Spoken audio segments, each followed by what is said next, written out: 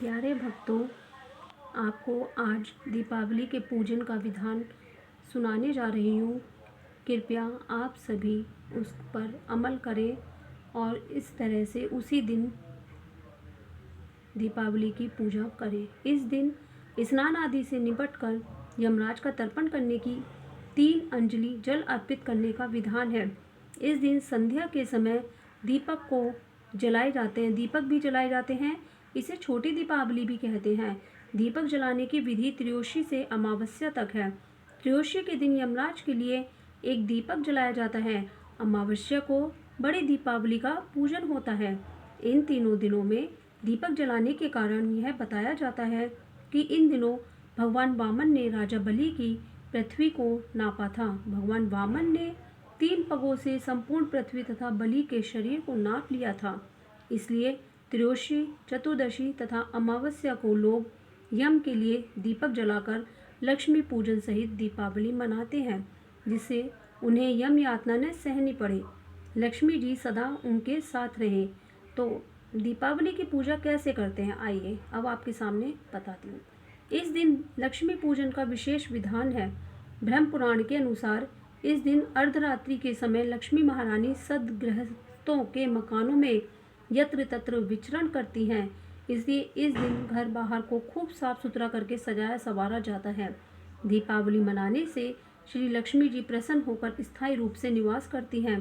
कहते हैं कि कार्तिक अमावस्या को भगवान श्री रामचंद्र 14 वर्ष का वनवास भोग कर तथा आसुरी प्रवृत्तियों के प्रतीक रावण आदि का संहार कर अयोध्या पधारे थे। अयोध्या वासियों ने राम के राज्यारोहण पर दीपमालाएं जलाकर महोत्सव मनाया था। इसलिए हिंदू के प्रमुख त्योहारों में से दीपावली भी प्रमुख है। इस दिन उज्जैन सम्राट विक्रमादित्य का राज तिलक भी हुआ था। विक्रमी संवत का आरंभ भी तभी से माना जाता है। अतः यह नए वर्ष का प्रथम दिन भी है।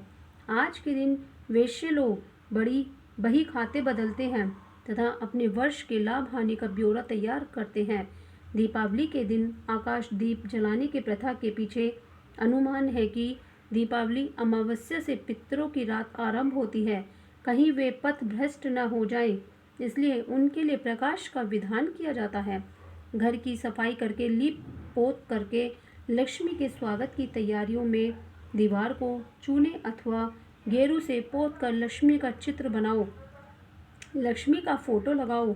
संध्या के समय पकने वाले स्वादिष्ट व्यंजनों में दाल, चावल, हलवा, पूरी, बड़ा, कदली, फल, पापड़ तथा अनेक प्रकार की मिठाइयाँ होनी चाहिए। लक्ष्मी जी के चित्र के सामने एक चौकी रखो, इसे मोली बांधो, इस पर मिट्टी के गणेश जी स्थापित करो, उसे रोली लगाओ।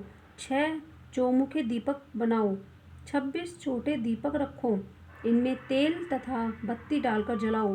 फिर जल, मोली, चावल, फल, गुड़, अबीर, गुलाल, धूप आदि सहित पूजा करो।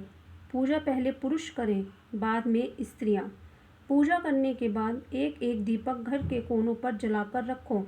एक छोटा तथा एक चौमुखा दीपक रखकर लक्ष्मी जी के व्रत का पूजन करो।